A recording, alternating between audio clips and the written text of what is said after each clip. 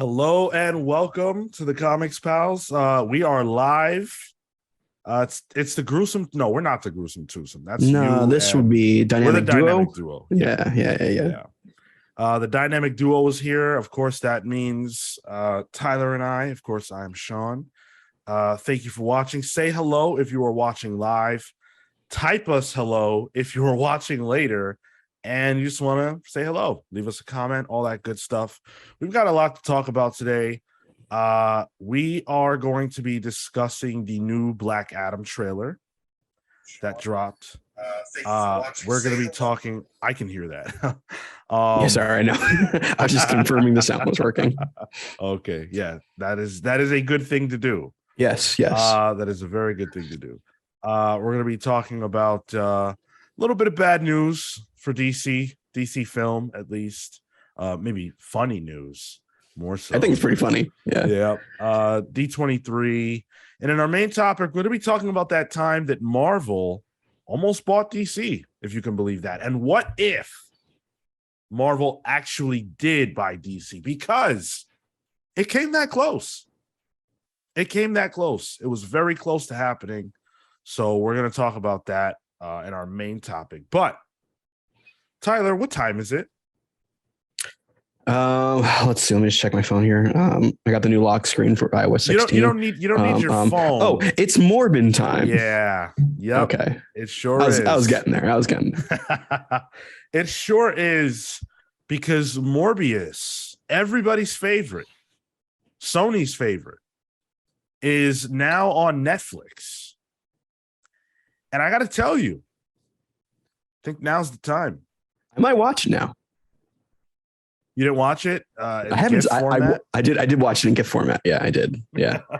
It's funny. I'm still a part of my college's Facebook group or whatever. And they posted recently, it's Morbin time. They're gonna be streaming Morbius From like at the field or whatever at the school. So, oh wow, Morbius rises. I'm not going back to college. What am I, Rodney Dangerfield?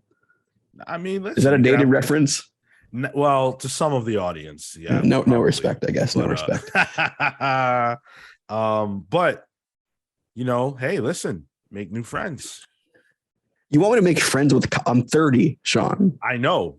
It gets a little weird at that point. I think once I hit 30, I'm considered old in terms of college kids. You could be like, hey, fellow kids. How do you do, fellow teenagers? Or yeah. Buscemi it. I got it. So I'm thinking that for our next community event. Oh, yeah. I didn't think about that. We have a very easy way for us to communally watch Morbius. Can I also throw something else out there? Yeah. Can we all dress up as vampires? No. I mean, you can. I will. Yeah, I can. Kale can. Marco can. I won't. But there's an arcade near me, and I'm at the Jersey Shore right now. That's why the background's different. But there's an arcade near me where maybe I'll win some fake vampire teeth for you. Hey, if you win fake vampire teeth, those should definitely be on during our Morbius rewatch or watch. Yeah, I'm just gonna wear them 24/7. Yeah, dude. I mean, ladies love Twilight, right? That's a thing. Ladies love Twilight because there are dudes in that movie with 8-pack abs. That's why. I got a full keg. That's even more beer. Oh my God. Wait, did you watch Twilight? No, I was tasked with watching it. I couldn't do it. Yeah, dude. It's nothing against Kristen Stewart or Robin Pattinson. They're both great. But isn't it weird how they're both like actually really talented, but they were saddled with this shit movie? And I don't even think it's a bad movie. It's just, I think the source material is bad. I used to sell the book a lot. Oh yeah, sure. I remember. So I used to. This is a funny Twilight story. Side note: I used to work at a Barnes and Noble, and people would put in online orders where they would order a certain amount of books. I'd had to pick them out of the shelves and put it like behind the cash register for them. But the trick was they didn't have to pay for it ahead of time. They would pay for it when they picked it up. So somebody put in an order for 69 copies of Twilight I wasn't thinking. So I'm going around the store. I'm like, it says we have 69 copies. Well, I got to find all these copies. Oh my God. So I found 69 copies of Twilight. And then I printed out the label to put around the books and everything. And I realized the name on it was Michael Hunt. Oh, right. Yeah. Mike Hunt. Yeah. And I think somebody was playing a prank on me. Literally wasted a good 45 minutes of my day. I left him behind the cash register. I was like, I'm just doing my job. Hey, it's fine. You know what? That 45 minutes wasn't going to be spent any better. No, I used to take care of the graphic novels and comic book sections, man. I would go against the standard, and I would like front face all my favorite books. Mm-hmm. So I put like Thunderbolts on display and stuff. Like I own that section. So I could have been doing that. Instead, I'm literally running around like a chicken with my head cut off, looking for 69 soft cover copies of Twilight. Unbelievable, dude. That's a good prank. I don't know who did it either. I don't know if it was one of my coworkers. Like it had to have been somebody who knew they can get away with that. Yeah, you know, I think their initials are MM. Not no offense to him. That's too layered of a joke for him. It's too nuanced. That's good, man. That's good stuff. You know what else is good stuff? Patreon.com/theComicSpals, where for as little as $3 a month, you can get our newsletter. This week I talked about the one and only Grant Morrison, who was actually on, I think it was it Seth Meyers' show? Seth Meyers, yeah. Yeah. Seth always has comical people on a show. That's pretty cool. I didn't realize Bendis has been on a couple times. Yeah. And so Grant went on there and spoke about the new book. Did Grant have facial hair? Was I seeing that correctly? I didn't watch the interview. I only saw a picture of it, and I didn't notice facial hair. Okay. I might have just had a weird dream last night. Go ahead. About Grant Morrison. No comment. So real quick, have you ever heard the story of Warren Ellis going to Grant Morrison's room at a con? No. Okay. So this is one of the legendary stories in comics where at a con that Grant and Warren were mutually at, of course, they're friends. Warren tells the story in a documentary about Grant that he went to Grant's room to see if they wanted to go grab a drink because everybody was in a drink or whatever. Yeah. And so he says that he walks up to the door and it opens. And when it opens, smoke just starts pooling out of the room. And he goes into the room and he sees Grant on their bed with like a big, huge sheet over them. And I believe he says there was a pile of money on the bed. And that Grant was like hunched over, and Warren's like, "Hey, Grant, do you want to go for a drink?" And Grant is like, no, I'm neck deep in story. It's coming to me." And so Warren said, "All right," and left, and the door closed by itself. Was he sacrificing money to some kind of dimensional demon? Yo, they're wild, man. I love Grant Morrison so much. I would love to be friends with Grant Morrison. Dude, yeah, absolutely. And so I spoke about what Grant means in my life, the magical power of Grant Morrison and of creative people in general. And I tell the story of the time I met Grant Morrison. Still jealous about that. You know what, dude? It'll probably never happen again. And like, I don't even know if it really happened. Maybe it happened in my mind, but I do have a picture. And that picture's in there too. Was it one of those like Neil Gaiman Spider-Man anthology story situations? Where like Grant appeared to you, in your time of need. Yeah. Yes, I think that's what happened. Hello, Sylv. Hello, Catherine. Communal watch of Morbius. Did you guys miss that? That's on deck now because Morbius is on Netflix. So that might be the next community event. But yeah, check out our Patreon page. YouTube.com/The Comics Pals. Like, comment, subscribe. Watch this show live at twitch.tv/The Comics Pals every single Saturday, 10:15 a.m. Eastern. Watch Pals Pulls live at 6 p.m. Eastern. Let us know what book you think we should review. There is a listener pick every single week where you can vote for what book you think we should read, and we'll read it on the air if we choose your book. So don't be shy. Throw us a vote anytime. And we will we'll do it. This week we did Alien. Alien #1 was the listener pick. And spoiler alert, we didn't like it. The first unanimous pass, I believe. Oh, that's a spoiler. Now still watch the show. Don't listen to me. Watch the show. That's one book. Yeah. Yeah, there's a lot of other things. We spent a lot of time in the first book too. So if you want to know about Dark Crisis on Infinite Earths, watch that episode. Hell yeah. All right. So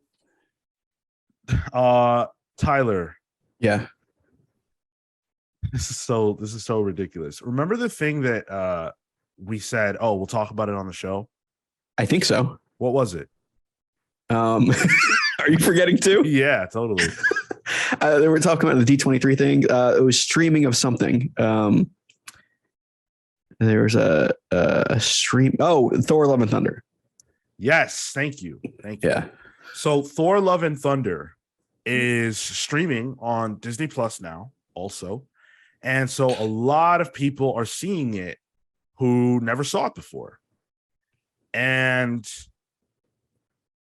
I got to tell you, one of the things that I hate the most in life right now, and there's a lot going on. Queen's dead, war in the Ukraine, the Queen died, AEW's in shambles. There's a lot of bad things happening. That's the level. Yes, there's a lot of war. Queen dying. My favorite wrestling is in shambles. Okay. All right. Priorities. There's a lot of terrible things going on. But one of those things for me is whenever people who have Disney Plus watch a fucking movie that everyone already saw months and months ago. The summer ended, okay? And now you want to talk about Thor: Love and Thunder. And what kills me is when they say, oh, yeah, this movie's pretty good. I don't know what everybody was complaining about.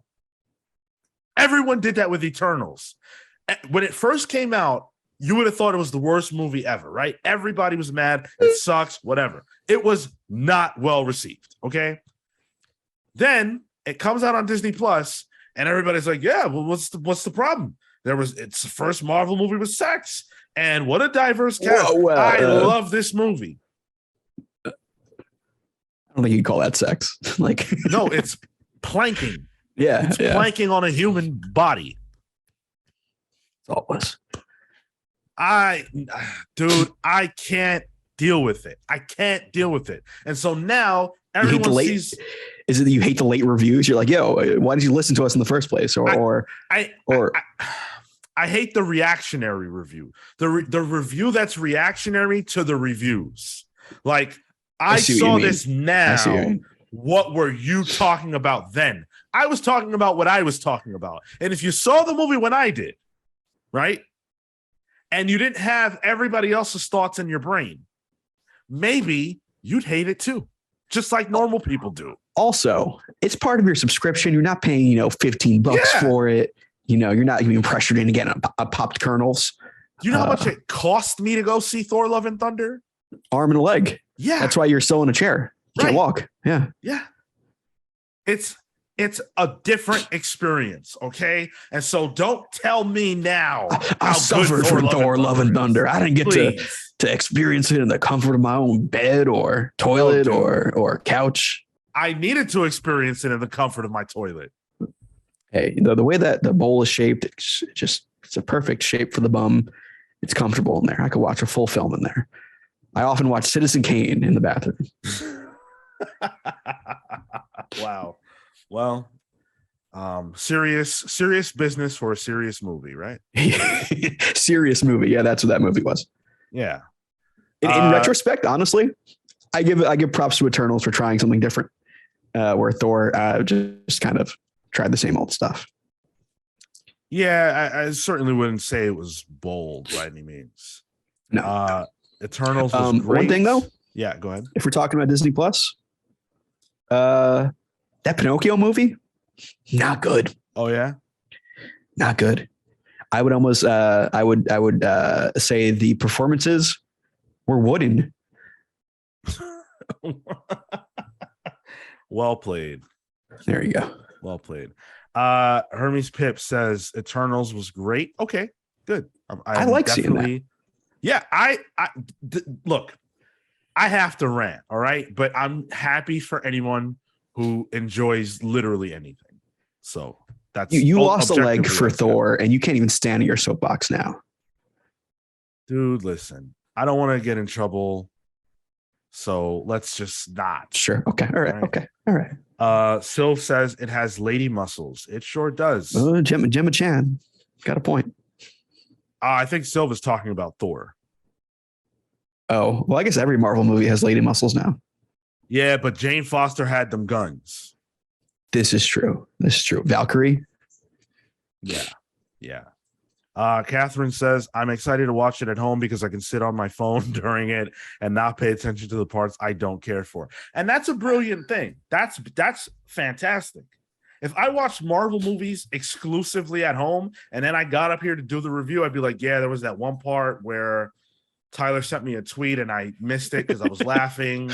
So Catherine's reason for liking watching movies from home is the exact reason I like watching it in theaters. Yeah. Because the social contract is there where I'm forced to not do that because I will do that, you know? Yeah, I need to be focused. That's just how I need to watch it. But like Marco hates going to the movies. So different strokes. But I know that I will not catch everything if I don't lock in. Don't say different strokes when it comes to Marco. That's a poor turn of phrase. No, it's not, dude. Ask him where he was last night. I'm gonna text him right now.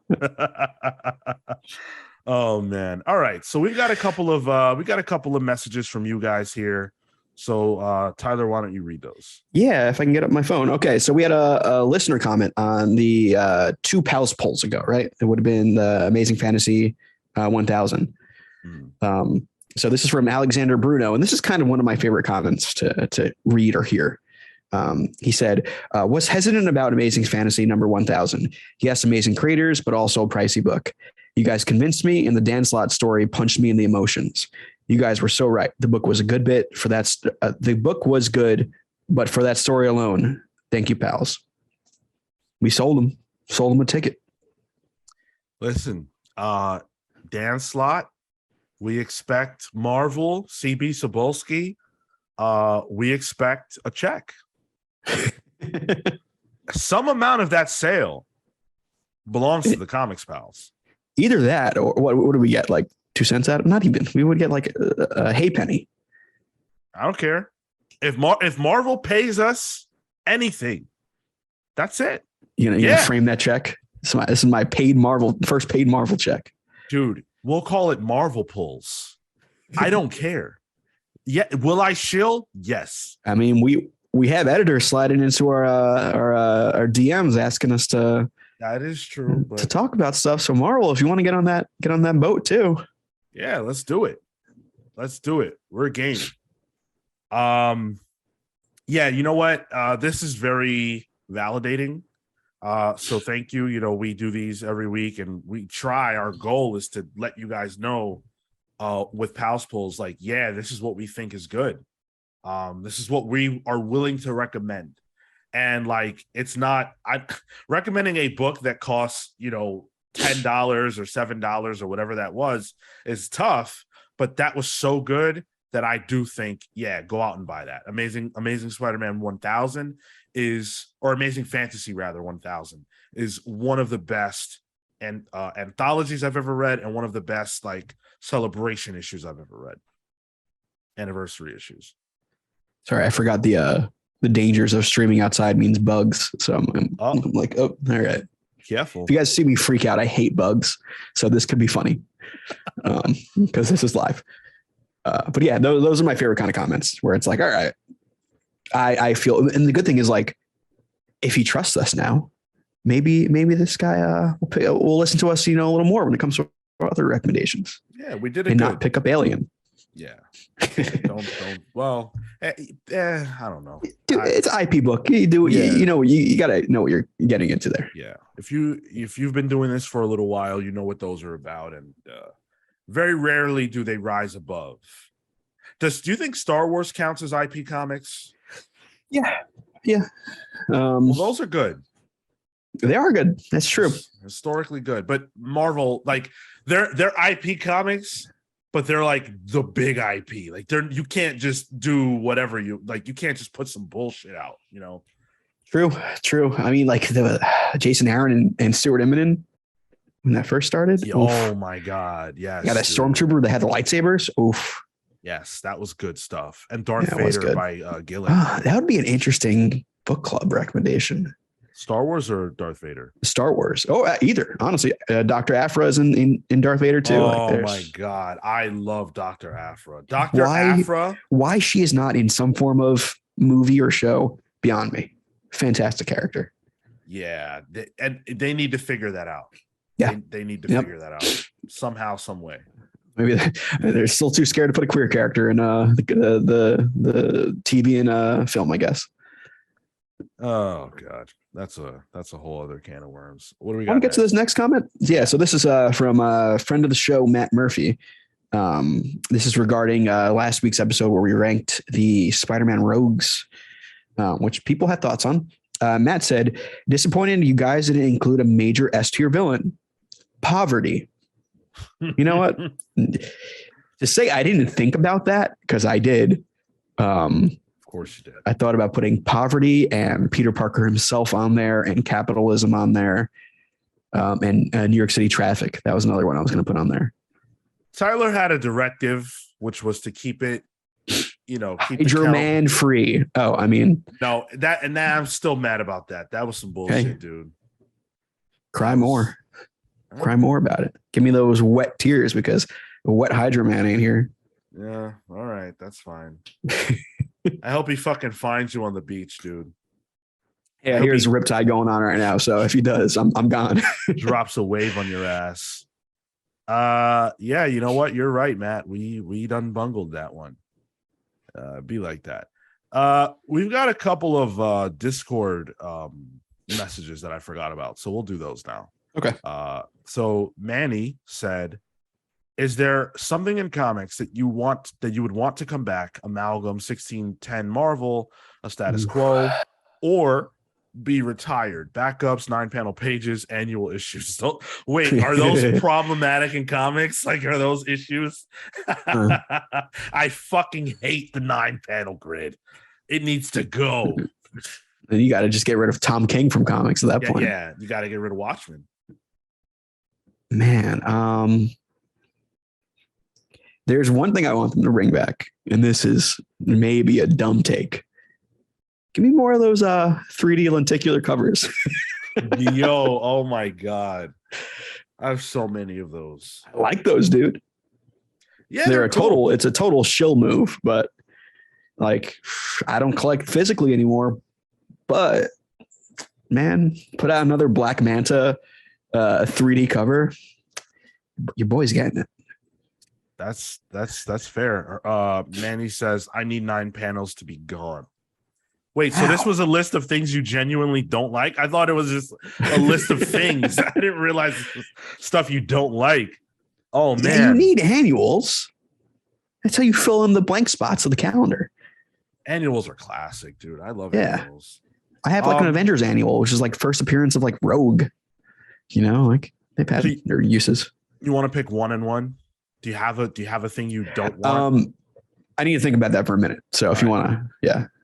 Something to bring back. I think if you're talking about like a status quo, if that's a valid thing, then I would say, I would love them to find a way to continue to tell stories in the Bendis era of Marvel, although that doesn't seem like the kind of thing that would work. I don't know how you could do that because it's so sequential.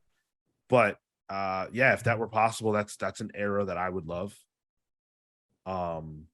Civil War era, Who Do You Trust era, Heroic Age era, stuff in there. Or Ultimate Universe. Dark Reign, man. Dark Reign, big time. Yeah. We're going to get Marco, I think, hooked on that stuff. Oh, yeah, dude. Yeah, I see it happening. Yeah, I hate to be that old man, but like, I don't know. I don't know. To me, they haven't beat it yet. Hickman came closest with the Avengers stuff, but so I know what I want to stop. And that's more Batman books. Stop it, guys. We got it. It's enough. That's half DC's line. Put out a Booster Gold book. Put out like, if you're gonna do a Batman book, give me a Batwoman book. Yeah, dude. It's too much. We have it's too much. We have a first time chatter, Umarific. I just hopped in and I'm already triggered. I love 9 panels when done well. What about Me too. Dude, I think 9 panels is amazing. I think it's when it's done like, so this is the thing. It's such a tremendous tool, just like anything else, right? Yeah. And to me, when the masters or the ones who really understand it use it, it's super effective at using comics to showcase time in an interesting and unique way. And you can convey a lot of information on one page through the 9-panel grid. I think it's super effective. And I also think it appeals to my slight OCD. Just looking at it, I'm like, all right, that looks right. That looks good. Yeah. Yeah. And then as far as something that I would get rid of, Wildcat. Wildcat. I would remove Wildcat. No. You know what, man? I think what I would remove is the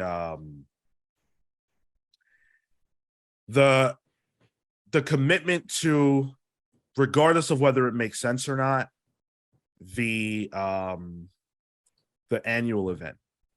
The like 2-3 events per year, whether it makes sense or not. I feel like there are so many ones that are just like, what is this? And that's another thing I'd bring back is build up to these events. Like, there's no build up. Dark Crisis had build up, but would you bring back like the ages? I guess like Marvel had yes. They had I guess age is the only way to describe it, right? Yeah. Yeah, like a status quo. I think that's a great word for it. Those times where it's like there's a blanket over the entire line of books where this is what's happening, and these books are either reacting to that or in some way like dealing with it. And it was also a good way to organically cancel a series or start a new series. Mm-hmm. Where like I feel like series are canceled and started just willy-nilly now. So yeah. You see, we're getting a Gold Goblin series coming up. What does that even mean? It's apparently superhero Norman Osborn. Yep. See, he's all gold. He's got a gold glider. It's coming up, Sean. That's my thing. Get rid of that shit. Get rid of turning villains into heroes who are like Green Goblin is one of the worst villains of all time in terms of like things that he's done. You know what I'm saying? There for a second. I was triggered. Like he should. I just voted him S tier. Come on. I know. But I play Fortnite as Green Goblin, so he should not be able to turn a new leaf. Like he's an actual bad guy with no redeeming qualities at all. You can't do that in my eyes. I don't like that. Oh, Manny says Cantwell's writing it. I still won't want to read it. I don't want it to exist, but that tells me that it could be good. And so, hey, I'll read anything good. All right. Hey, if someone votes for it, then guys, if you want to start using the listener pick as a weapon, feel free. Oh, why are you putting that out there, dude? I already had to read Chainsaw Man. Leave me alone. Oh, it's great though. It's great. Anime's coming out next month. Yeah. I don't want it, dude. I'll probably where are they gonna give the anime? Cartoon Network? It'll be at Comic-Con if you want to go to the panel. Oh, that could be fun. Yeah. Norman is just doing business. You know it what, sounds like Manny? He's going to business for himself. You know what, Manny? I'm not taking the bait, dude. I can't do it today. I can't do it today. That's a good point that I'd like to tackle. Umarific says, but it's comics, right? He's reformed for as long as it sells. Then he'll do something sinister again and back to status quo. No, for sure. There's nothing that sticks in comics. It's just that, for me, right, there should be certain things that characters do that put them over the top as far as like irredeemable. And I think murdering the protagonist's girlfriend is one of them. Or impregnating her, also pretty bad. Yeah, that's a terrible, terrible sin that I don't think he should be able to come back from. You can make an argument for Norman Osborn, Venom. You can make an argument for Magneto because Magneto has a good reason for what he does. You can make an argument for a lot of characters. I would even go so far as to say you could make a slight argument for Doom. Not a way to turn him into a hero, but like a momentary heroic-ish figure, a momentary non-antagonist. That's almost neutral compared to being an outright hero. Sure. I can't look at him as a hero, but if he does something good or not bad, I can get behind that. But Norman cannot be a hero in my eyes. That's just one of those things I don't like. You can't bring back Uncle Ben. You can't make Norman a good guy. That's just me. You can just go to the supermarket and get some Uncle Ben's. We don't call it that anymore, Tyler. Get it right. Wait, they changed the name of Uncle Ben's? Yeah. I thought they only did Aunt Jemima. No, they did Ben. I'm pretty sure. Man, he got too? Yeah, man. This is why the woke media will. You better watch what you say, dude. Oh, no. And then real quick, Viltrum Warrior said, considering it's the 30th anniversary of Batman the Animated Series, what are some of your favorite episodes? Heart of Ice. Almost Caught the Bat. I forget the name of it. It's where the villains are all at a poker table telling their stories about how they almost caught Batman. Yeah. That's a great one. Yeah. One of my favorite ones is one that no one talks about. I love Clayface to death. I love the episodes with Clayface, and the Two-Face Harvey Dent episodes are phenomenal. That's where I fell in love with Two-Face. But what I was referring to was the episode where Batman gets his head cracked and he loses his memory and he ends up a slave. Yep. And that is one of my favorite episodes because first of all, it confused the fuck out of me when I was a kid. It also scared me when I was a kid for some reason. And on top of that, I think it showcases Bruce's grit and determination very, very well. When he's stripped of everything, he still finds a way. I love that episode. I thought you were going to mention the one where Harley Quinn bends over in front of the fridge and she's got 2 butt cracks. That's weird. Google that one, fellas. You're welcome. All right. With that being said, thanks for the questions, guys. Thanks for the comments. We appreciate it as always. So I mentioned that the Queen died earlier today. She didn't die earlier today. I mentioned it earlier. Interesting segue. I'm listening. Yeah, stick with me. And a lot of people had a lot to say about that horrible, terrible, very sad occurrence. I'm not laughing. You shouldn't laugh because it's not funny. It's not, it's not meant to be a joke. And one of the people who commented on it was none other than Dwayne "The Rock" Johnson. And The Rock said, The Rock says, he said, know your role. The Rock said, everyone knows Black Adam has only 2 weaknesses: lightning and the death of a famous monarch.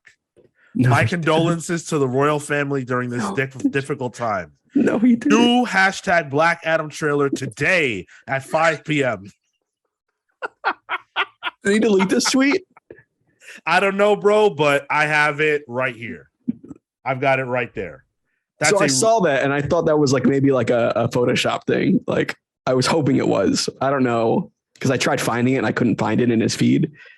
So is this either photoshopped or deleted? Either way, it is hilarious. I love it. And I hope it's real. I saw this early on, like when this was first circulating. So I don't know if it's fake, but I love it. You know what? When I saw it, I was like, would The Rock do this? Yeah, The Rock would do this. Hell yeah, he would. The Rock has to sell, brother. Yeah. You always have to sell. This is a beautiful tweet. I love it so much. And that's how I segue into our talk about the Black Adam 2 trailer, or the second Black Adam. Got greenlit? Trailer. Oh, okay. No. Well, it probably will. I mean, it has to. The Rock is the guide of the DCEU. Manny says the hierarchy of power did change. It literally did. That's the tagline, isn't it? Oh my god, that's good. So yeah, the Black Adam 2 trailer, or why do I keep saying it that way? The second Black Adam trailer. Yeah, Jesus, dropped the other day, and we checked it out.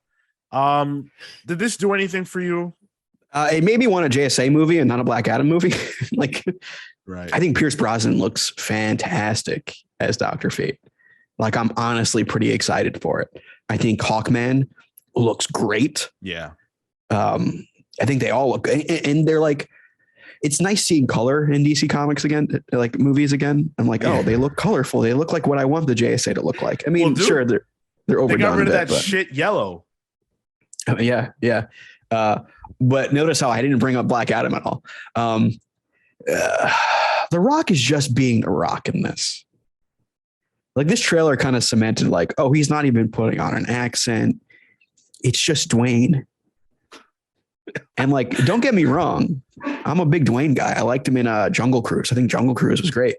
But I don't know, man. Half of this movie interests me. It's just Dwayne sounds like the pitch for the Dwayne Johnson sitcom.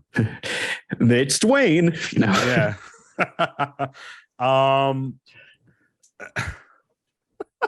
Like, if they were going to do a VH1 reality show a la Hogan Knows Best, it would be called The Rock Says. Yeah, it would. And then The Rock says how much he had too much sushi, jabroni. Oh, God.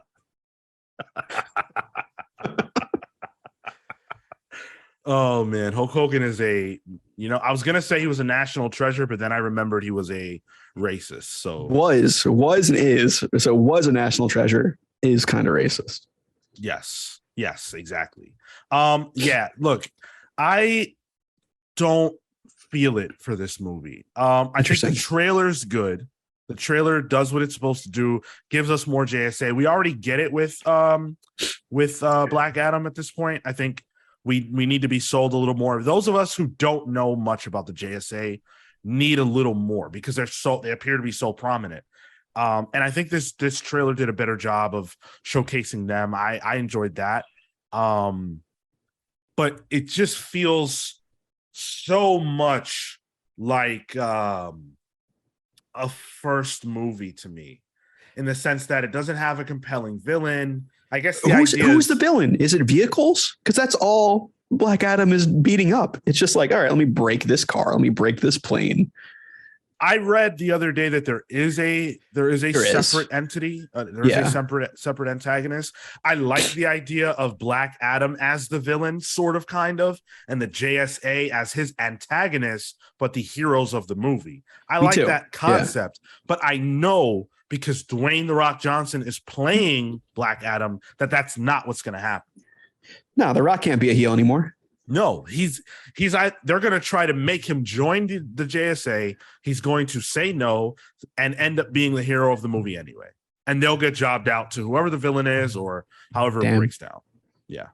That's my call. I'm having a hard time getting it up for this movie. Hey now. My excitement level. Tyler, got it. Out of the gutter. I'm kind of with you though. The trailer wasn't getting me rock hard either. Yeah. That phrase, the analogies we're going for. Yeah. That's you. Right. That's you, dude. I don't know why you have to take it there. I want to see it, of course. We will see it. We'll review it naturally. But to say I'm excited, I can't say that. What's the date on the release of this? Yeah, that's a great question. It's coming soon, I feel. The IGN trailer, of course, does not have the Why would they? Yeah. October 21st is the release date. So, post Comic-Con. Okay. Yeah. I thought they would shoot for that Comic-Con weekend sort of thing. And what's so funny is that several cons in a row, New York Comic Cons, we ended up going to see a movie together. We saw Joker. We saw Joker together. We saw Venom together. Venom. Yeah. So, but this year, not so much. But yeah. So we'll give you our final thoughts on that. We're not going to talk about this movie anymore, though. There's no need. We've seen enough trailers, seen enough footage. The Rock has. I do have one question. Yeah. You think he pulls out a rock bottom here in this movie? I want to say yes, but The Rock is cagey about like the wrestling angle with the actor angle, but he's so deep into the acting at this point that I think he doesn't care if people, think of him as a wrestler also, because he's been a prominent actor in Hollywood for 20 years.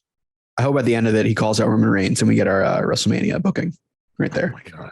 I hope Roman Reigns is in it. Oh, actually, he was in Fast and the Furious. That Fast, yeah. The spinoff one, right? Calvin and Hobbes, or yeah, he was in Calvin and Hobbes. Shaw, whatever the hell. Yeah, it wasn't Calvin and Hobbes. I love how you were like, absolutely. Would Jason Statham or The Rock be Hobbes in that situation?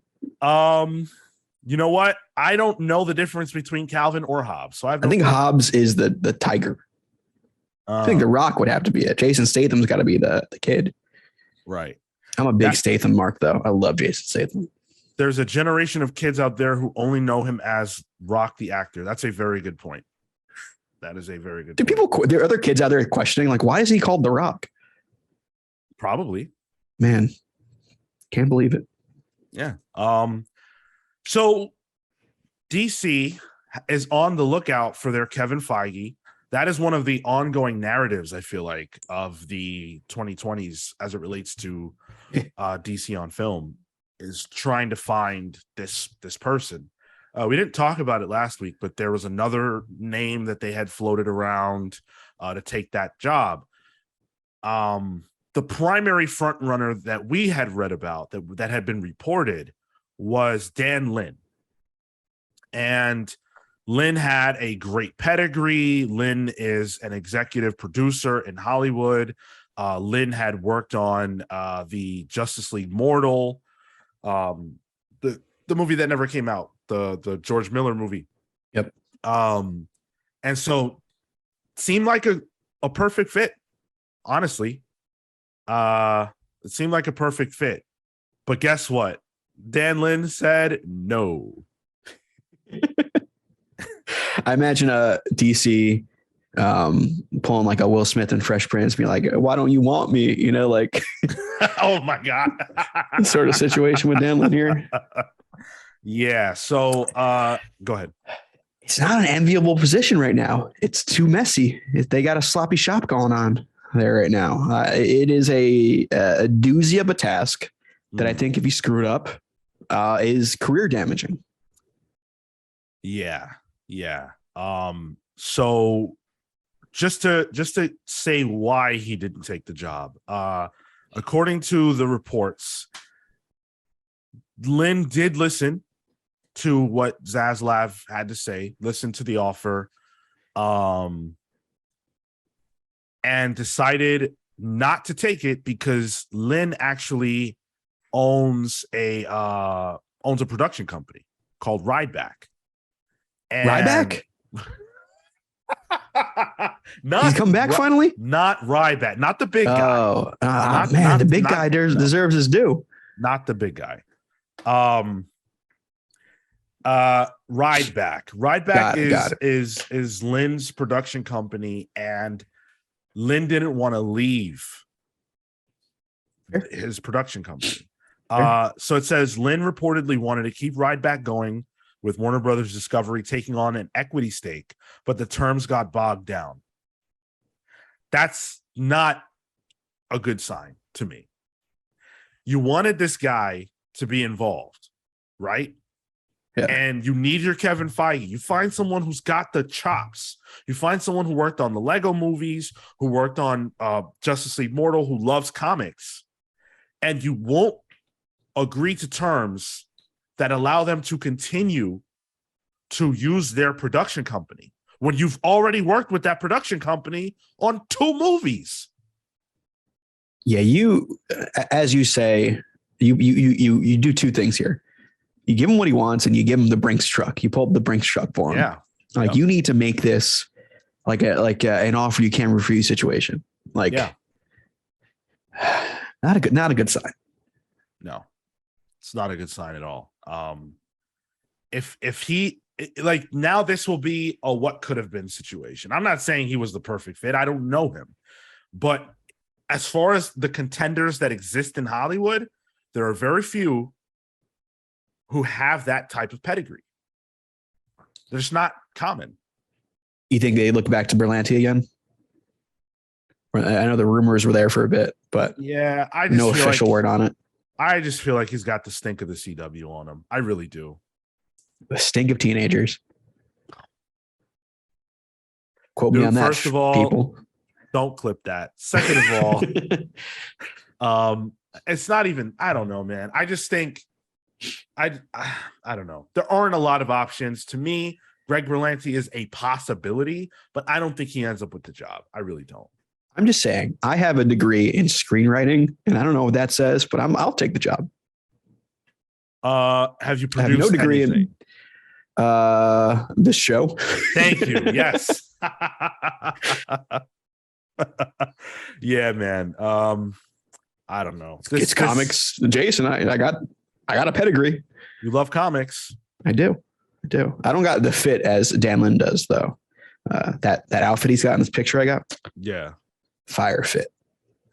Look at you. You're wearing your frumpy X-Men sweater. Yeah, it's a little chilly outside. I'm outside right now. We outside, as they say.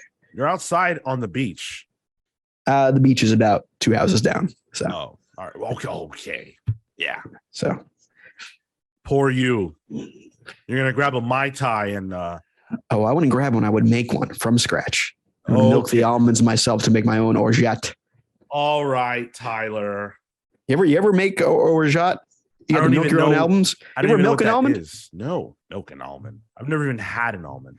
They have very tiny nipples, so you can milk them. You thought about it for a second. I'm joking. You can't. That's not how you milk an almond. Of course not. I didn't think about it. You just stuck. You got me stuck. Like, what the hell are you saying? Milk anything with nipples, Greg. No, Tyler does not have good looks. Tyler does. Who's saying that? My chat's a little blurry. All right, Catherine says you have good looks, but Catherine, I will say, anytime I see your Twitter name as Kamea Mama, brings a grin to my face. Oh man, hey, Umarific, how'd you find us? Very curious. Let us know. Are you Uma Thurman? That's my question. That would be cool. And you guys have history, so sort of. Yeah, she doesn't know, but that sounds weird. What kind of shit to say is that, dude? Yeah, well, next slide. All right, sure. Let's slide on into a conversation about Jason Aaron's Avengers run. So it's coming to an end. This long Avengers run that started in 2018. Wow, 4 years. Yeah. Yep. You don't really see that too often anymore. So it's something to be celebrated, at least for that. Whether or not you're reading it, I'm not reading it. But yeah, like that's a long run for comics these days.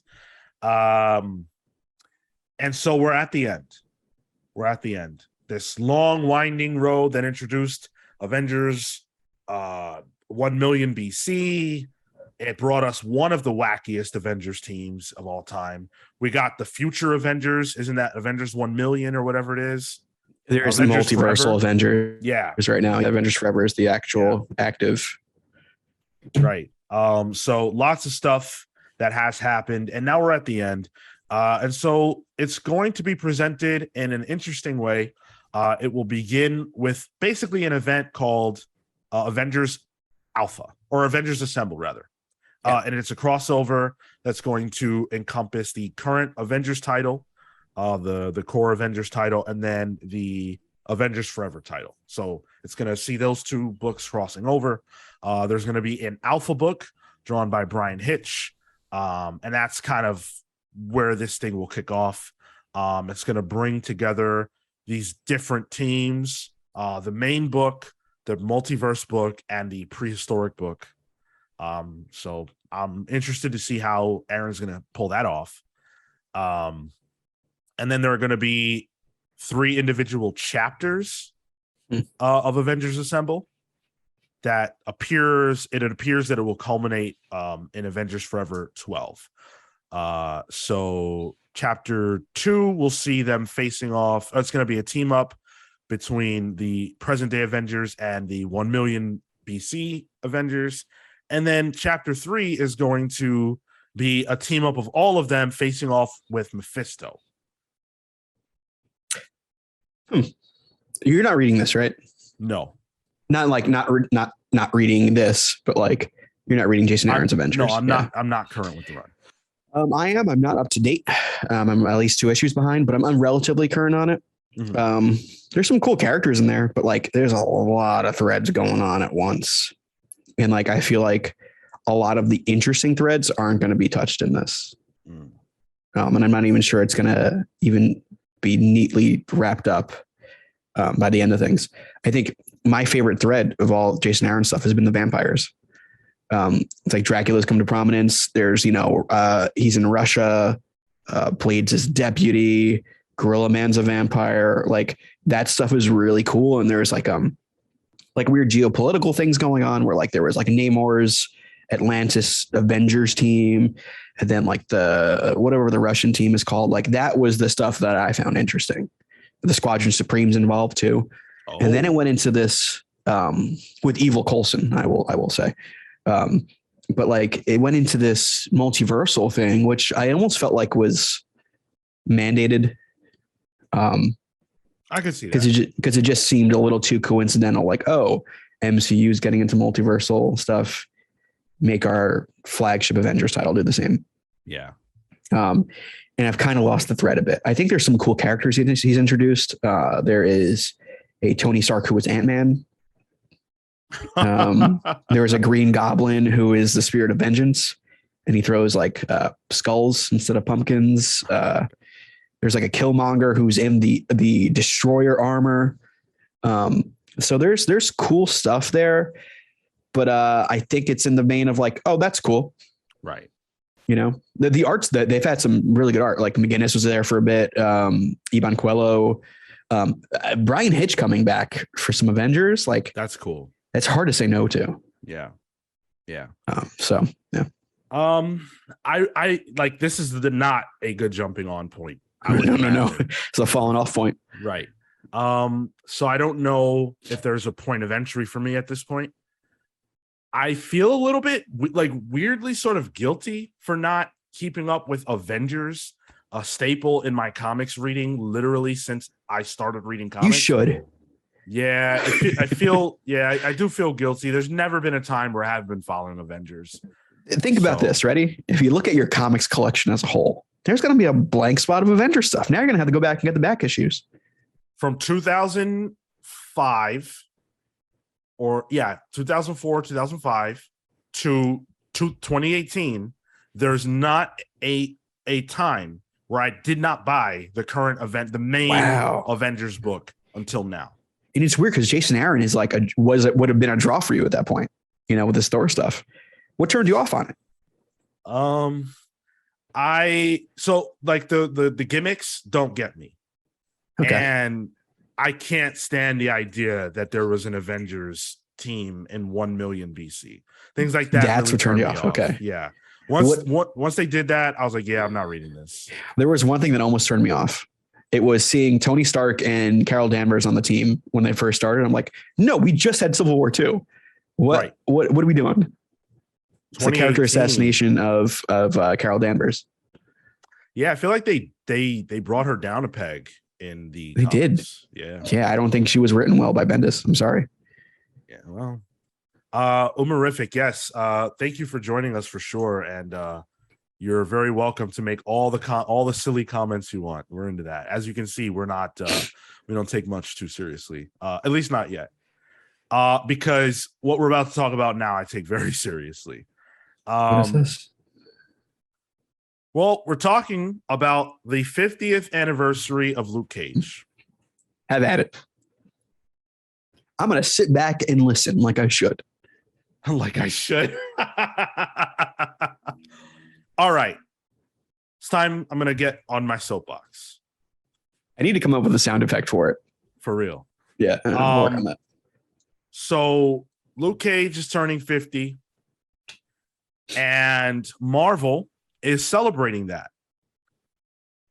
Marvel is putting out a J. Scott Campbell variant cover for Daredevil 4, which drops in October.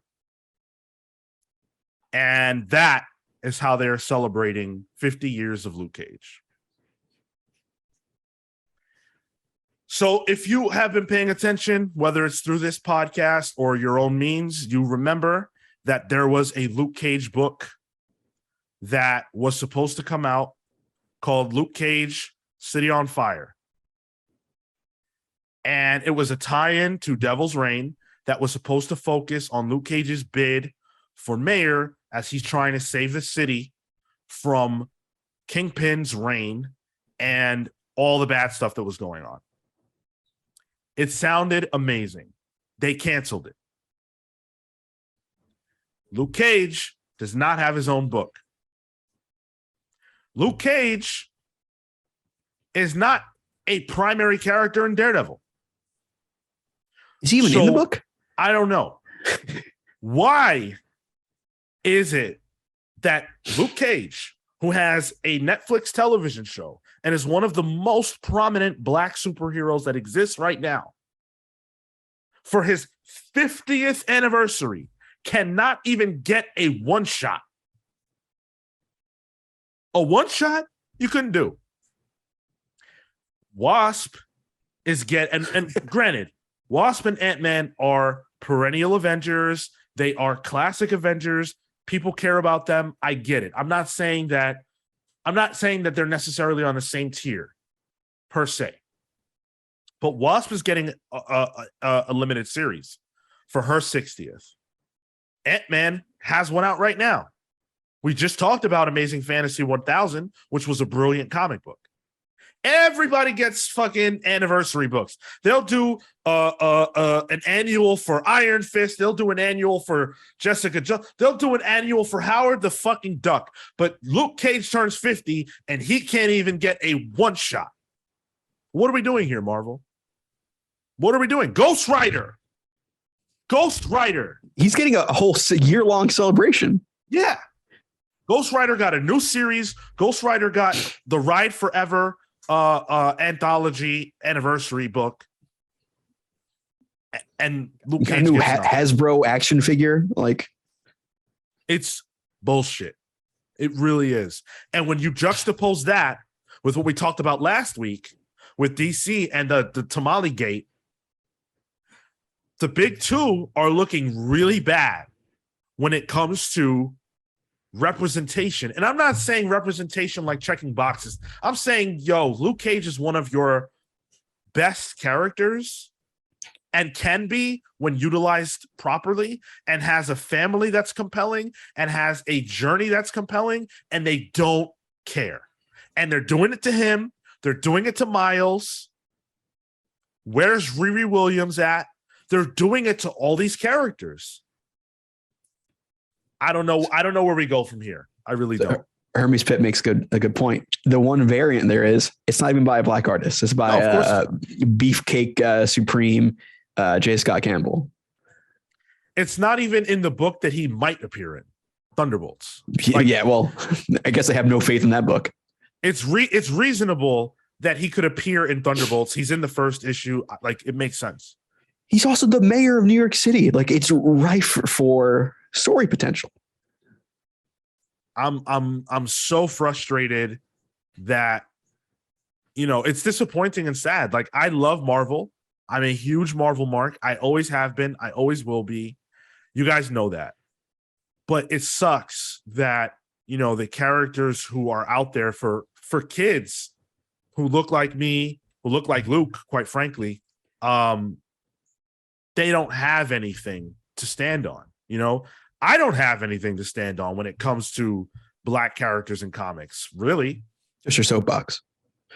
Yeah, just my soapbox. The only thing I have for Black people in comics is my soapbox, and I made it, and it's not even real. I'm trying to think of like a Black-led ongoing Big Two book. I Am Batman. Sure. Okay. Like in my head, the first thing that came to mind was like Spawn. Spawn is doing better. Not at the Big Two, but yeah. Yeah, I mean, I know that, but like they're doing a better job. Yeah. That, which is wild. Miles has a book, but and Sam Captain America has a book as well. So okay. Yeah. But that's not okay. You know what I'm saying? Like, get David Walker and Sanford Green, come back for a one-shot Luke Cage story. Reprint, I don't know. Even if they did like a reprinting of a Luke Cage story, something, Yeah. Like remember it was Jenny Tartovsky or whatever, the Samurai Jack guy, did a Luke Cage book. Yes. Which has one of my favorite panels in comics of all time. Which one? I think it's a Cyclops screaming Jean's name, I think is in that book. Jean. But he's like a beam guy. It's good stuff. But like, I don't know, like to reprint an anniversary issue or something. Like they couldn't even be bothered with that. Could have done any number of things, but they put the Marvel voices out. So that's that. Oh, okay. We can check it off the list. Then we're good. Yeah. The time to celebrate Diversity, Luke Cage was in February. Yeah, we did that. So yeah, you had a month. Yeah. Umarific asks, I've fallen behind recently, but is Moon Girl still going strong? I don't know that her ongoing still exists. There is one coming out where she's teaming up with other people. Yeah, so that's out. That's out now, I believe. And it's a team up book where each issue she teams up with a different character or group. Most recently, she teamed up with, I want to say, Wolverine or I believe so. X-Men, I know. The X-Men. Miss Marvel has a same deal going on right now. Yeah. Okay. So I'm getting confused as to who's teaming up with who. But I think hers was with Wolverine specifically, and Moon Girl's was with the X-Men. That smells right. And others, the subsequent issues.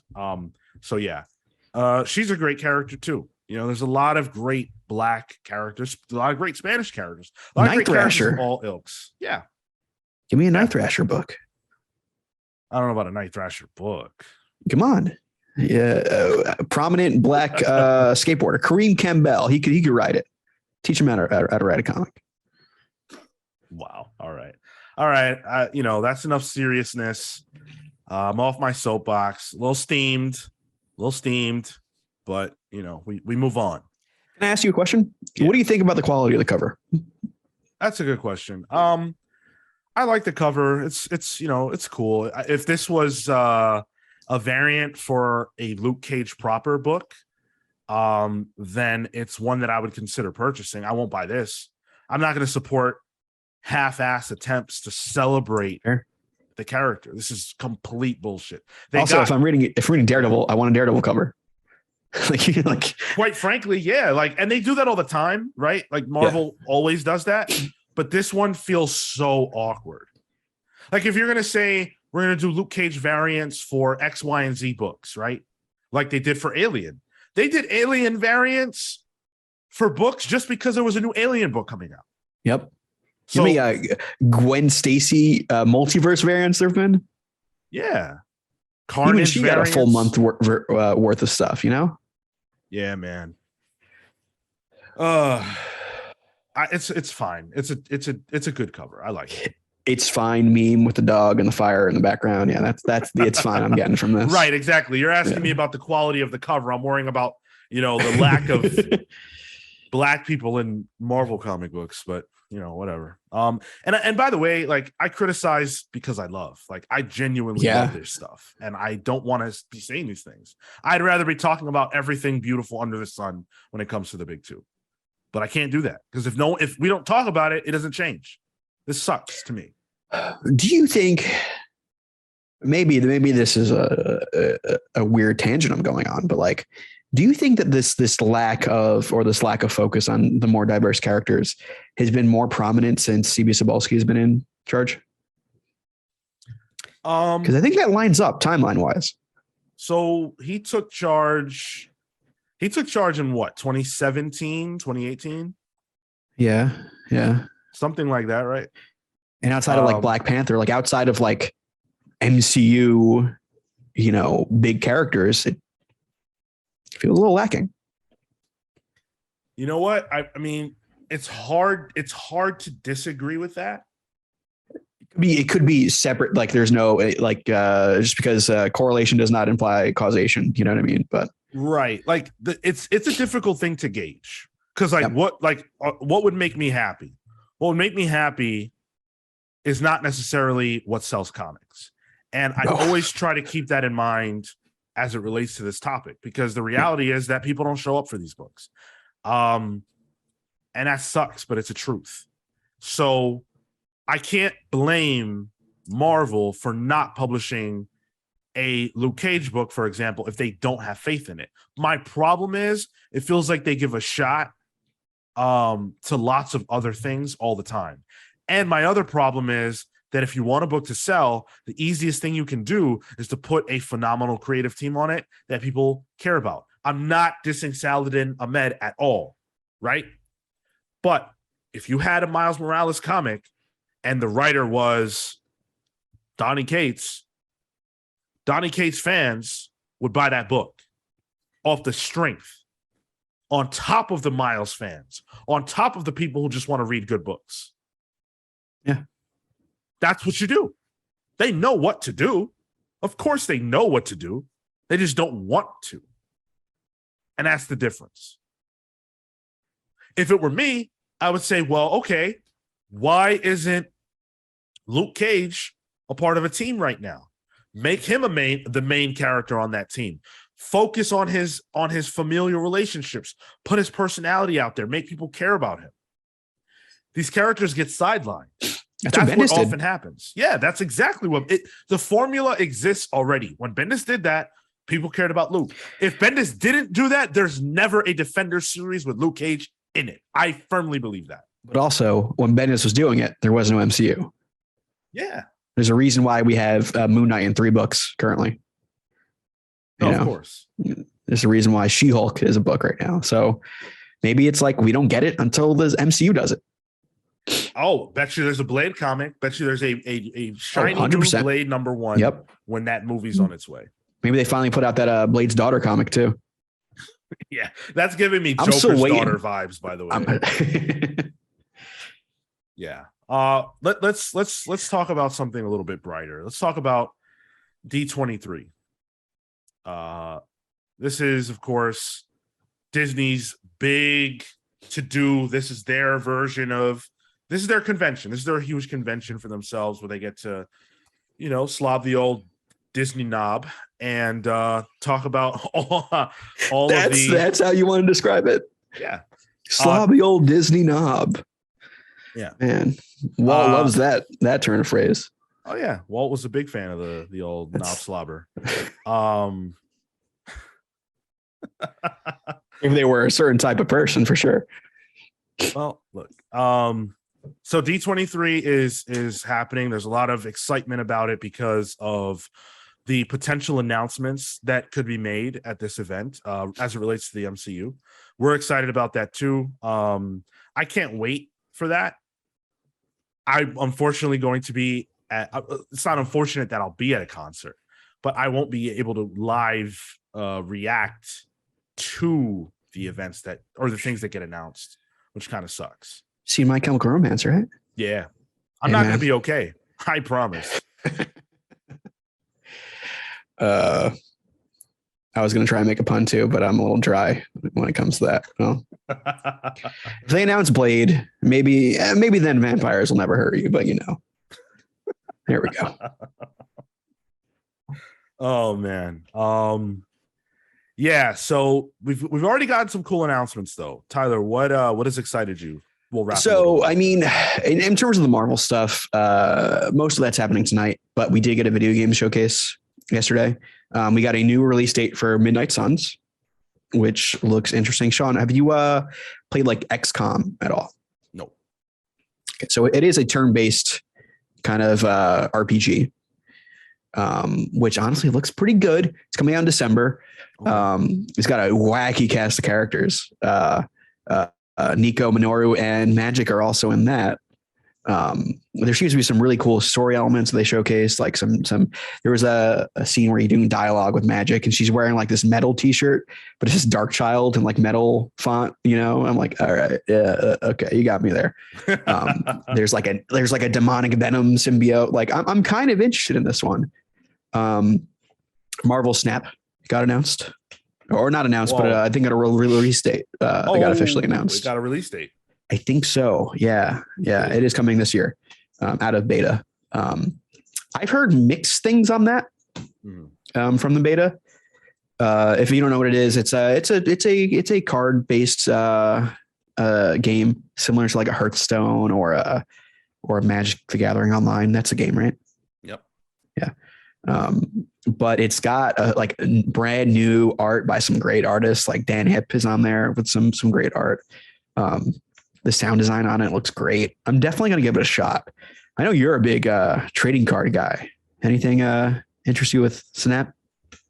So I watched the initial release trailer, the one where they showed the game off, and it looks. That was with Ben Brode, right? Ben Brode, yes, Hearthstone fan. Which a lot of the team is from Hearthstone. Yeah, it's second dinner or something like that. Something like that, yeah.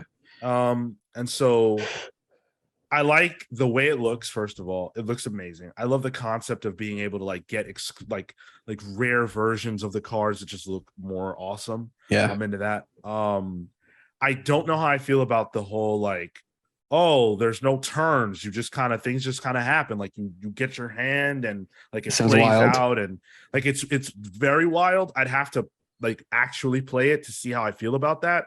I love card games, but I like the strategy of having to formulate a turn by turn strategy. I don't like the idea that like, and that's kind of why I don't play Hearthstone anymore, is because it's too random. Card games have inherent randomness, and then you add that on. And so a game, what I'm understanding about this Marvel Snap is that what you draw is what you draw, and it's all in the deck building, not the playing. And that's not, I'm not interested as much in that idea. So I'm definitely gonna give it a shot. I get a little wary when it comes to monetization of card video games, like TCG card video games, because it can get a little, I'll say, predatory in a way. It's like, especially with the rares in it, like I have a personality where like, if I let it get me, I can be susceptible to be like, yeah, let me keep dropping money down for these pixels. You know what I mean? Like, so I'm a little wary about it. I'm the type that's like, all right, I'm going to do a free to play. If there's a battle pass, I'm cool with battle passes. Like that's fine with me. But when it comes to like, all right, you got to keep buying packs. That's where I'm like, I don't know about that. You're probably the opposite. I know that's part of the fun for you. At least physically. Yeah, physically. I don't. Yeah. I when I played Hearthstone, I spent like a little bit of money, but not over years. I probably spent like, I don't know, $60 total. Same over several years. So for me, that's pretty normal. By and large, free to play. Yeah, and for me, I was buying the single player story based content. Like that's where I put money into for Hearthstone. So yeah, yep. They also announced a strange game. I don't think it was untitled, but it's a World War II era based war game starring Captain America and Black Panther's grandfather, who was the Black Panther, Hazumi or something like that. He was in the John Romita Black Panther. I think it was a Priest Run. That's where it was introduced. So it's set during World War II. You play as 4 different characters: Cap, Black Panther, one of the Dora Milaje, and who is soldier. One of the Howling Commandos? I don't want to say the black guy, but like what's his, sorry. but if you expect that I know the names of the Howling Commandos, you got the wrong. You said you were a Marvel mark. It's in my head. I know it's somewhere in there. I'm not a Marvel mark. Dum Dugan. You got yeah. the French guy. They're more archetypes really than anything. Everyone knows Dum Dugan. If you name me one other character, I'll give you the point. It's Duncan something. It's Duncan something. Duncan something. Yeah, it's like Jake's like indie wrestler Jake something. Wow. Yeah. But that's interesting. I don't know what type of game that's going to be. But the idea of like a World War II Cap game. Okay. All right. And not comic book related, but I wanted to throw it out there too. They did announce an Avatar. This is the James Cameron Avatar. MMORPG shooter. Yo. What? Yeah. So that's very interesting. What? That is crazy. Full on gear, gearing up, different helmets, different guns. No, set in the Avatar universe. This. I think you get the Banshees too. This is how they get me. I know. They announced like 3 Avatar games. So like I think they're finally putting money into that, like they should have in the first place. But wow, I can't wait for the movie. Dude, I might go out and see the re-release, the 4K 3D one. I can't do that. I think I've seen that movie too many times for myself. How many times have you seen it? Can you put a number to it? Definitely a grip of times. Not approaching Dark Knight numbers, Dark Knight Rises numbers. Just like I've seen enough of this movie. Like I don't need to see it anymore. I've seen it enough. Okay. And they announced a Tron game too, and I think some like 2D Cuphead-esque Mickey Mouse game. But I'm excited for the Disney card game they announced. That looks really cool. Yeah, the physical one. Yeah. Well, do you know what it's called? It's like I don't know. Some weird name. Disney. It's either going to be Wish, Dream, Magic. Like there are catchphrases they use. It's one of those 3. Yeah. I'll play it if it's solid. You know, like if it doesn't need to be great for me to play it because it's Disney. So I'll look into it. But let's talk about the Marvel stuff, the Marvel Studios and Marvel Comics stuff. So for Marvel Comics, they announced a special variant of Amazing Fantasy 1000. They did. That the two variants rather that people who are actually attending D23 can get. They're both drawn by legendary artist Humberto Ramos and colored by Edgar Delgado.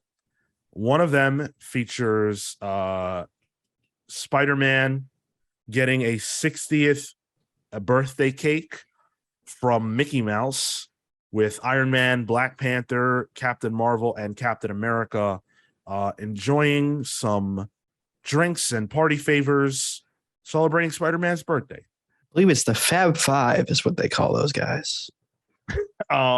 Is that so? Yeah, Mickey, Minnie, Donald, Goofy, Pluto. I think Daisy's there though. She's like an adjacent sort of thing. Okay. Sorry, Disney adult here.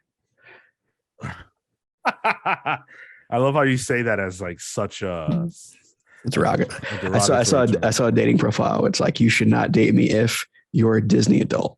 Oh, you were referring to the other cover. Okay. Yeah. I was referring to the other cover. Yeah. So the first cover you mentioned is actually an older cover that was released when Marvel Comics 1000 came out. Well, they're giving this away at D23. Yeah. So it came out a couple years ago. I think they're re-releasing it here, but then that was big because that was the first Marvel Comics cover to have Mickey Mouse on it. Are you sure? Because this cover specifically says 60th birthday. Happy birthday. There's one that for Marvel Comics 1000 that came out, and I'm pretty sure it's one of these, unless Humberto Ramos just draws the exact same kind of covers. It specifically says in the article that these covers were generated for this event. Okay. Yeah, I know a D23 a couple years ago they did one, but it was very similar. It looks like. Okay. Yeah. So they did do that, which cool. I enjoy that. And then you don't like the sound of that cover? I mean, it's only available if you're at D23, and if you're at D23, you probably like the sound of that cover. If you're at D23, you probably buy Minnie Mouse ears as a collectible. Oh, shit. Like, not that I do that. I don't do that, but I'm positive you have Mickey Mouse ears in your house. I don't. You don't? No, I don't. Well, now I know what to get you for your birthday. Consult with me first. There's some that I want. No, wait, what? Well, damn, dude. I wanted to buy you a fucking Sabretooth toy for your birthday, but you didn't want it. I don't like getting gifts. You don't like getting gifts? Dude, we're friends. You have to accept I like giving gifts. I don't like getting gifts. You didn't give me a gift, jerk. Yeah, because you didn't give me one.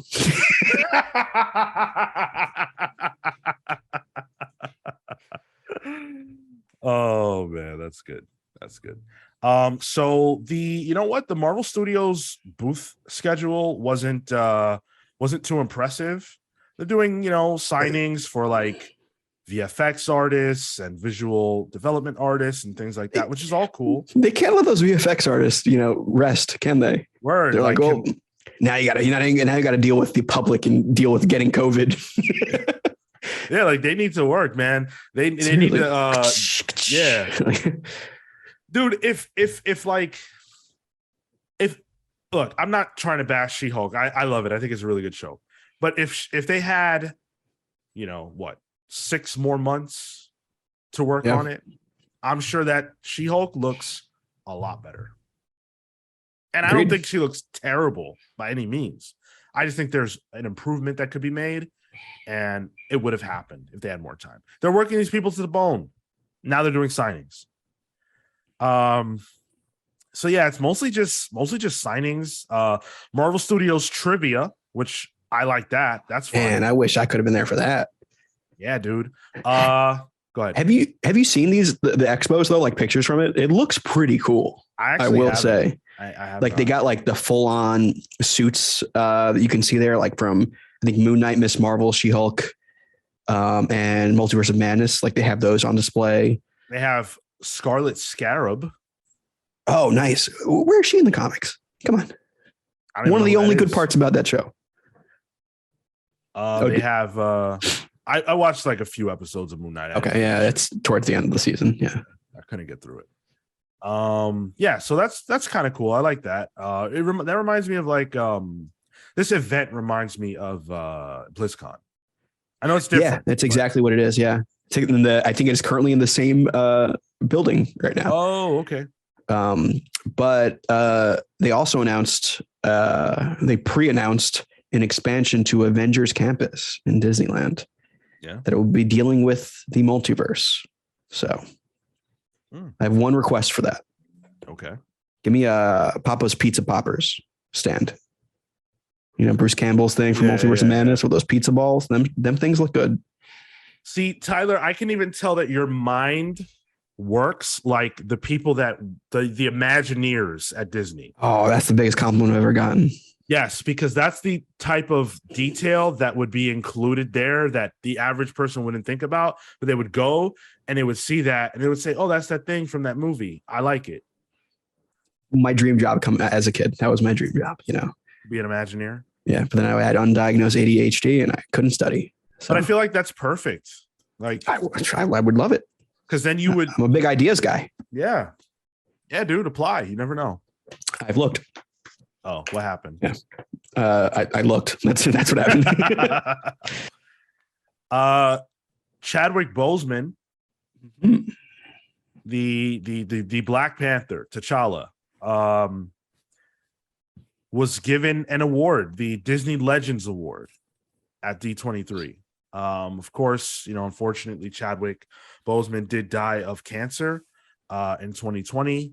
That was the kickoff to the terrible year that was 2020. Was that the kickoff? Was that? Wait, are you saying Chadwick Boseman's death was the first domino to global pandemic? I'm trying to remember if he passed before the pandemic. I believe it was late 2019. I want to say that he passed. I believe so. That smells right to me. I don't know, man. Let's see. It would have been a year ago. It would have been a year ago today, this month. No, he died August 28th, 2020. 2 years ago. Okay. So he didn't cause the pandemic. Got it. Okay. Was it Kobe? No. Maybe. It might have been Kobe. Yeah. Anyway, the fact is that Chadwick is gone, sadly. And he was given an award. So his brother accepted the award on his behalf. Yeah. Which, I love. And he said, when I heard that Disney wanted to honor Chad, the first word that came to mind for me was the word honor. As I think about my brother and this honor that is being bestowed upon him, I wish that he was here to receive it. Him not being here has been a point of immense pain for my whole family. But as I think about him, I think about how he honored our parents, how he honored his family, how he honored even his friends and made sure that his friends had good careers, how he honored all the contracts that he signed. He honored them with his blood, his sweat, his tears as he played these roles, and he was taking chemo at the same time. And I think that's something that people don't even talk about, is that, he had stage 3 cancer, and he had it, presumably for some amount of time, certainly long enough that he was acting with dealing with that. He was doing press. He was made fun of for having lost a tremendous amount of weight, which, if there's ever been a lesson, right, not to comment on people's appearances, and make fun of them for dramatic changes or frankly anything, right? That's that. Like, if you didn't learn from right there, you are garbage. If you get off on making fun of people for how they look, and you did that during that time, or even if you didn't, and then you see that the dude was dealing with cancer and he was still putting himself out there, that's a bad look. Yeah, that's agreed. A bad look. But I'm so happy that they honored him. I love that he's like enshrined in Disney now. That's beautiful. Agreed. Yeah. I kind of wish they would put like a Black Panther like statue in the Avengers campus, like as another way of like honoring him, like physically. That's probably imminent, right? There are concepts for a Wakanda land that have been shown some places, so like it would work there. Yeah, Disney wants to like get rid of some parking lot space in California, and there was like concept art that showed like the big panther from Wakanda in its own separate thing. So I think they have big blue sky plans for Wakanda. So yeah, they can definitely get that done, and they should get that done. Tyler, that's me. Disney owns a lot of stuff, don't they? Yeah, they do. Now that I think about it, they do. Yeah. Well, what if they owned DC? Washington, DC? That would be nuts. Hey, they almost own Twitter. That's they almost true, yeah. bought Twitter. That's pretty nuts. They could have owned Twitter. Here's a fun fact. Marvel could have bought DC. And it almost happened. That is a true story. And so what we're going to talk about in our main topic is, first, I'll tell the story of how that almost happened, but we're also going to talk about what if it did happen. What if Marvel owned DC Comics? What would that look like? Would we like it? Would it work? And what would that do to comics? What would that do to the industry? That's what we're going to talk about. Oof, I got thoughts. Me too. That's what we're going to talk about on our main topic. If you are watching live on Twitch, we will be back in 5 minutes or less. And so thank you for sticking around. We will see you in a moment. Cool. And we are back. Thank you so much for sticking around. If you are still here, if you're watching live on Twitch, we would really appreciate a follow if you haven't. A subscription would be fantastic. If you've got Sean that Amazon, wants all the subs. Yes. If you've got Amazon Prime, we would love it if you would throw that Amazon Prime sub our way. Costs you nothing and helps us out. So we appreciate everybody that's watching. Yeah. If you're watching on YouTube, leave us that subscription over there. It's free to do. Helps out a lot more than it costs you. Thank you, Umarific, for the follow. Appreciate that. Thank you. Thank you so much. All right. First of all, I told you that Marvel almost bought DC. That is true. Thank you for the sub, Catherine, the gifted sub. Appreciate it. Although you gave it to someone who You know Who what? got it, Kale? Yeah. You know what? It's appropriate. It's appropriate at this point. Oh man, appreciate you.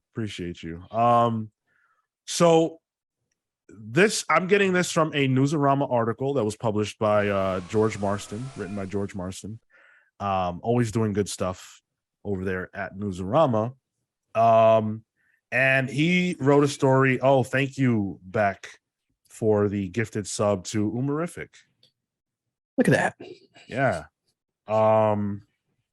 So, all right. So here's the story.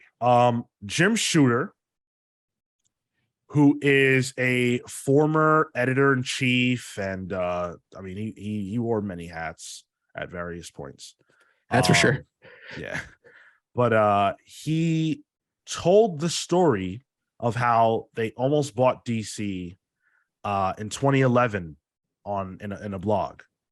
And so in order to talk about this, we have to talk about the fact that Marvel has always, since Fantastic Four, number one, has always been on top of the comics, the Marvel Comics game, or the American Comics game, the Western Comics game.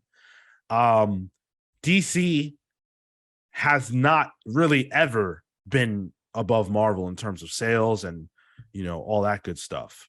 DC actually had a really rough run of it in the 70s. Things were not going terribly well for them. By the end of the 70s, DC had to, it's referred to as the DC implosion, which followed the DC explosion, where they brought out all these books and then they shrunk down to a publishing line that was smaller than what they started with before the explosion. Things just weren't working out for them. And so in the 80s, things also weren't great, to the point that in 84, Shooter was approached to potentially license DC's characters.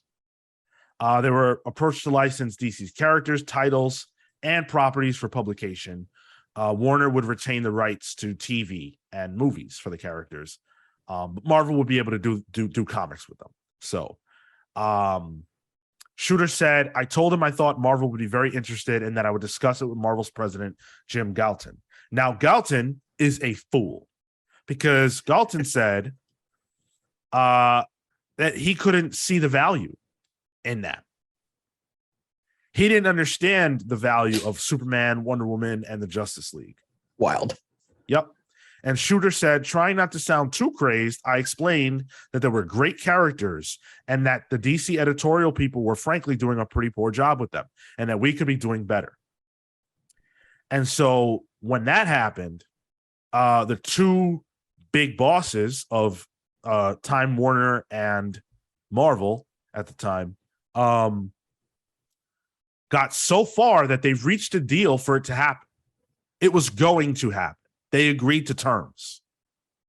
The plan was to bring DC's entire publishing wing under Marvel, and that they even came up with an editorial plan which would kick off an era called DC as Marvel. There's even a picture that well, I'm not sure if it's real, but it's Superman on a Marvel Comics cover. It's pretty cool. And so this was going to be the lineup. It was going to be Superman, Batman, Wonder Woman, Green Lantern, Teen Titans, Justice League, and Legion of Superheroes. Those were to be the books. Sounds about white. Sorry, white, right? Hey, in 85 or whatever this is. Yeah, that's true. That's true. Yeah. Sure. Now Shooter may have been going a little nuts with this one, but he said that he estimated they would sell 39 million copies in the first 2 years. It's like an Axel Alonso type hyperbole. Star Wars comics going to sell 1 billion, you know? What didn't CB Cebulski say that a comic would soon sell 1 million copies? Did we ever get what that comic would be? No, and it didn't happen. It could be anyone coming up. He's just waiting for it. Yeah. It's Akira Ishida's new Wolverine mini. Oh my God. And so other publishers, non-Big Two publishers, were pissed because they felt like this would destroy the industry. And so First Comics actually filed a lawsuit, an antitrust lawsuit, with the federal government, and said that it would create a monopoly if the two were to essentially merge. For the sake of comics, they would be a merged company. Sure. And guess what? The United States government's courts agreed with that, and the merger was forced down. So it was not legally allowed to happen. The government did something for once. I find that to be fascinating. Wouldn't happen today. No, it wouldn't happen. Not one today. chance. No, not a chance. Not at all.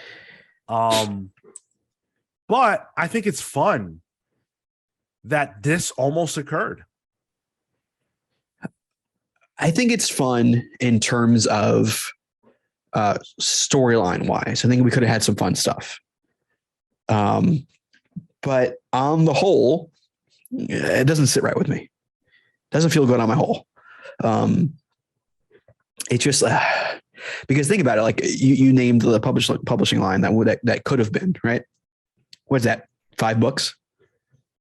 7? So does DC Comics just become, we have 7 books coming out? You'll never see Blue Beetle again. You know what I mean? Oh, well, he said, I decided that we should launch with 7 titles and build from there. But they'll never build to 52. You know what I mean?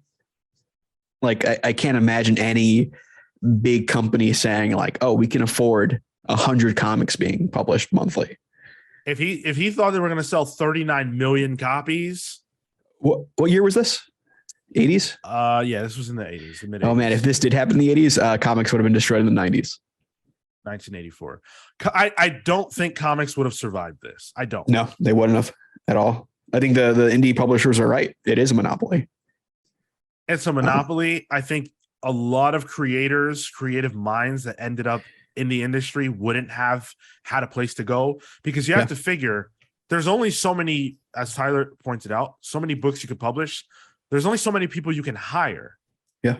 And is there a British invasion of comics if there is no DC Comics? Is there a Karen Berger to bring on board a lot of the creators who worked on some of the biggest books in the 80s and 90s? Is there a Watchmen? There's no Vertigo. There's no Vertigo. It never happens. Which I then think means independent comics of the 2000s don't exist.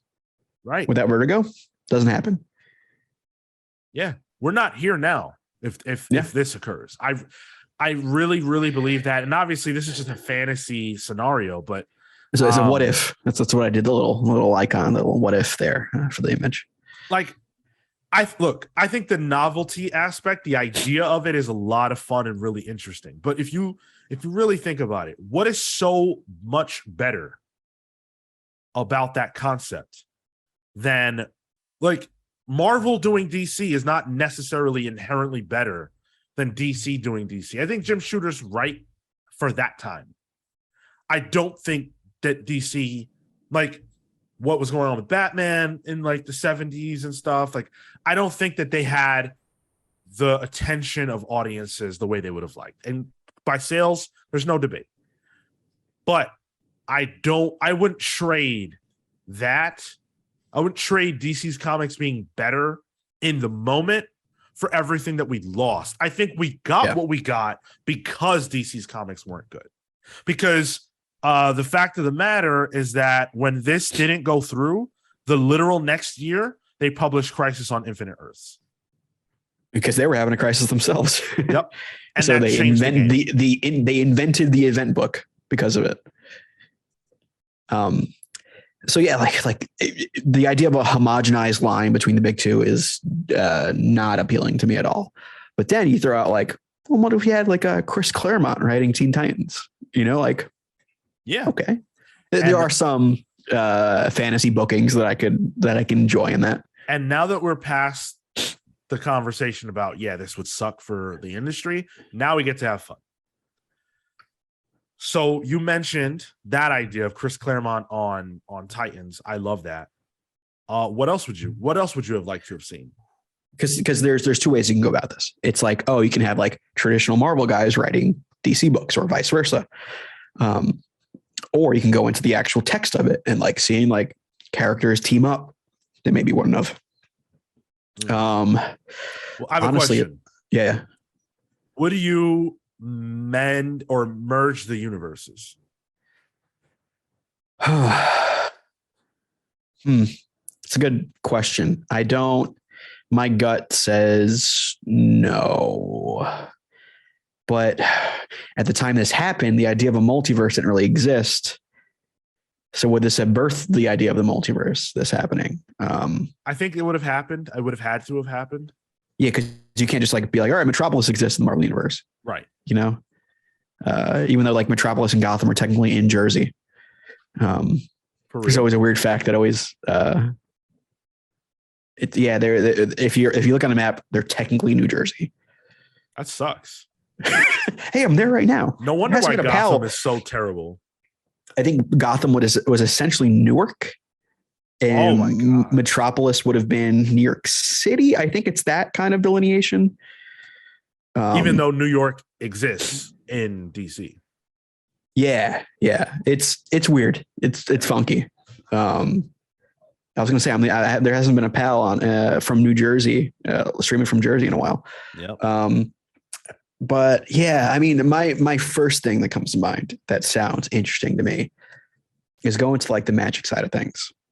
Like think of like a Justice League Dark that had Doctor Strange on it, that had Scarlet Witch, Ghost Rider, like Ghost Rider teaming up with Dr. Fate, and like you got something there. And maybe we could have avoided Fate from the 90s, that iteration of Dr. Fate.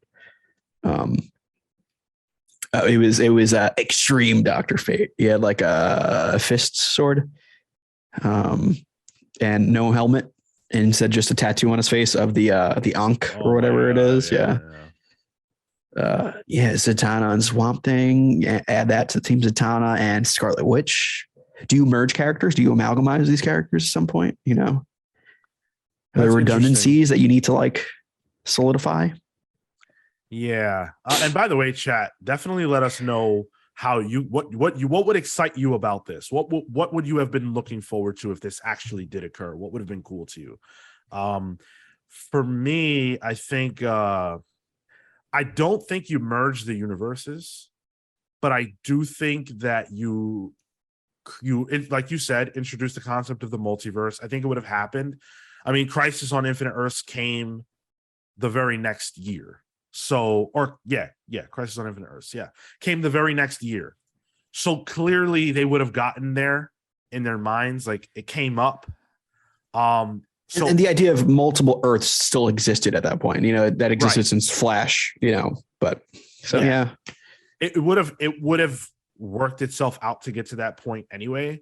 I also think the idea of amalgamations that we saw later in the Amalgam comics would have come up, because those are the obvious ideas that not any person would have had, but a creative person at the time thinking about what to do with such a large roster would have said, oh, wouldn't it be fun if, you know what I'm saying? So I think all that stuff would have still occurred. What I worry about is the characters that would never have had the chance to shine if this does occur. And that's a little bit of a problem, especially if you merge them. If you merge them, then it really just becomes about the top 20 characters from either company. Yeah. And at the time, too, you think about it, it's like, all right, what do they have? Like Avengers League? And like, is Iron Man prominent anymore? Because Bruce kind of fills that slot in a way. Avengers League. I love that. But like Bruce fits that mold a little better. You can't not have Batman, Iron Man wasn't, the star of a big movie at the time, like he was B-list, really. Yeah. Do you have things like Vision? Does Vision ever become important? I think somebody who could benefit from it is that I think Green Lantern could have benefited from it. I think Green Lantern fits in the Marvel universe more, especially in the 80s. They were going into the cosmic a lot. Like imagine Green Lantern was in Infinity Gauntlet, fits Sure. right in. You could it makes sense. He gets jobbed out there too, but it makes sense. This Thor still as prominent back then, like in terms of heavy hitter, Superman fills that role. Like I'm trying to think of like the equivalents where like Batman, Wonder Woman, Superman are higher tier than any of the Avengers at the time alone in terms of brand IP and recognition. Yeah. Which is wild that the editor-in-chief of Marvel is like, yeah, I don't think they have anything worthwhile. Seriously, dude? Like Superman is the most outside of like the owner. Yeah. Outside of like McDonald's and Mickey Mouse, Superman is the most iconic brand out there. So like, I think some people get left by the wayside. Yeah. And that would be a big shame. And it's hard to even say like who we wouldn't be talking about right now. Like it's so hard to cast that out. For me, I love the idea of like, I've always felt it's weird because I felt that there are certain DC characters that fit Marvel more than they fit DC, or if not more, they fit just as well. I think you could slot Batman in pretty easy. I think you can slot Green Lantern to your point pretty easy. I think the Flash works pretty easy. The Flash has a Spider-Man-esque kind of, guilt sort of thing and like do the right thing kind of vibe. I feel like he fits that Marvel style. A very human person in that way. And I think that seeing those characters interact, not in an event necessarily, but like in just like a Flash Spider-Man team up, that'd be super fun. I don't know how that would work, but it'd be fun. And not to interrupt, but like Flash is one of those characters where like Marvel's never really tried to do their own Flash. Like Quicksilver exists, but it's not Flash. No, it's very different. The similarities begin and end at super speed. Like that's all it is. And even that, like, is so different. Flash dusts Quicksilver in any race. Dude, that's such an annoying conversation that people try to have. Like, you don't understand. Yeah. The Flash is speed. He's not fast. He is speed itself. Only argument I could say that can be faster than the Flash is Sonic the Hedgehog, guys. I'm a Sonic mark. I got 2 Sonic memes in my bathroom. Come on. Wow. Imagine Civil War, but now including DC characters. Cap and Bruce on one side versus Iron Man and Superman on the other. No. Bruce is on Iron Man's side. Yeah. I definitely believe that. Superman's on Cap's side. Yeah. That not maybe like in Injustice, maybe you would be right, but in proper comics, yeah, I think it'd be flipped.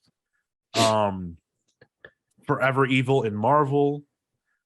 A Batman versus Avengers in the style of Tower of Babel. I mean, that's just Tower of Babel at that point, but like I'm cool with it. Yeah. I'm trying to think like weird outliers like the mutants. Like I know like X-Men started off originally as a take on Doom Patrol, but it quickly grew beyond that. And like the idea of like Professor gets this wacky team of heroes, and it became much bigger, especially with Claremont. And like I don't think DC ever really had an equivalency for it. I think the closest is maybe Titans or Legion, but even then it's different. So like, do you retroactively make DC characters mutants? Is Beast Boy now a mutant all of a sudden? I see. That's where I think like don't merge them, because if you merge them, then there's this temptation to do shit like that ruins the way that all works, I think. Sure. Like I would be so upset if it was just like, oh yeah, the Flash actually is a mutant, and that's why Speed Force is the speed gene. Like having the X gene being active is what allows him to use the Speed Force. Like they would do something wonky like that I don't think it's not additive. Sure, yeah.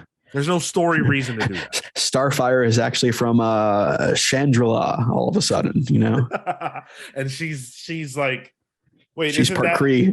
Yeah. Oh my god. And then Professor X has a thing for Starfire all of a sudden, you know. Whoa. Or Raven. True, Raven is just Mephisto's daughter, like, you know, like Blackheart's sister. Okay, so this Blackheart. Sorry. Side note: Blackheart showed up in a comic the other day that I was reading, like a modern one, the Hellcat Iron Man annual. I was like, "Yo, Blackheart's here!" Classic design too. I marked out last night when I read it finally. Oh. But I know you're a Blackheart fan too, so I figured I'd throw that at you. Crazy plot twist, as it turns out, the same gunner who killed Batman's parents killed Uncle Ben. Oh no. Unbelievable. Batman, Spider-Man team up to catch the killer of their family. Superman's rocket ship crash lands at Peggy and Cap's farm, you know, like what are some other weird contrivances we can come up with? Richard Rider gets a Green Lantern ring. Oh, you know, like there is no Nova Force. It's the Green Nova.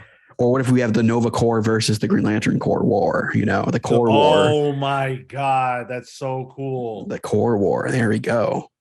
Kyle versus Sam. Let's do it, dude. That's awesome. I love Galactus versus the Anti-Monitor. Multiversal conflict there. Thanos and Darkseid. I feel like they would do weird things together. Like, whoa, what are you referring to? I'd rather not get into it. I don't know why that's the first thing that came to my mind. Like they would be so interested that they looked similar. They'd be like, yeah, I'm kind of into you because they're like so egotistical driven, you know? Deadpool meeting Death. A Deathstroke. Deadpool meeting Deathstroke. I was referring to Death from Sandman, but. Oh yeah, you looped that in. Yeah, I forgot about that. Huh. Mm-hmm. Yeah, dude. Where does Norman fit into all this? What? We can get a new Sinister Six. We can throw Captain Cold in there. Get rid of Hydra Man. Throw in Captain Cold. No. Sinister Six versus the Rogues. Do you realize how easy Spider-Man would destroy Captain Cold? Not at all. What do you mean? He could just freeze his webs. He cannot catch Spider-Man. Spider-Man will beat his ass. He just got to scream Uncle Ben, and like Spider-Man's like, oh no. Spider-Man have a freezing villain? Specifically freezing? Not that I can think of. No, I feel like that would be a good way to stop him. Not the webbing. You could break the webbing. It becomes brittle, you know. He's got to go to his lab, come up with a new fluid, you know. But like when he's in the lab, you take advantage of that, you know. But what is Captain Cold doing to defeat Spider-Man? He's robbing banks, freezing people. But what does that have to do with defeating Spider-Man? He'd be a freezes web midair, breaks, splat. Spider-Man's dead. You realize that Spider-Man has this thing called Spider Sense, right? Yeah, but because it's he's frozen, it's just slow. It's thawing. Spider Sense is thawing. All right. I'm just saying I haven't seen a frozen Spider-Man story. Right. Blizzard deserves its due. I'm trying to think of like a Marvel equivalent. There really isn't one. Blizzard, even Avalanche does not have that power set, which is dumb. Avalanche doesn't involve, his powers don't involve ice. Yeah. Or snow. And I don't think about it. Like it should be called mudslide. Like, all right. You're off on earthquake. Sorry, I'm getting off on tangents now. Doom versus Luthor. I feel like they could they talk about doing things together. I feel like they might be on the same wavelength. No, I think Doom just kills Luthor. Just get him out of the way. There can be only one. Doom reigns supreme. Nah. He was in the Cabal. Doom is not. Maybe they have like a backstage brawl. You know, like on screen they were like friends, you know, but behind the scenes, they're fighting in the back. All right. Whenever Tyler is in this weird mode, that means the show needs to stop. Because my brain's going too far? Yeah. I think this would be a lot of fun. I really do. I don't think there's a world in which currently Disney buys DC. I don't think that would ever happen. I don't know about that. Well, we've talked about it, and we've talked about the fact that Warner Discovery could easily see them, I could easily see them selling the DC Comics. Basically the same thing that was suggested here. The idea that they would sell the rights to the publishing rights to the characters. Yeah.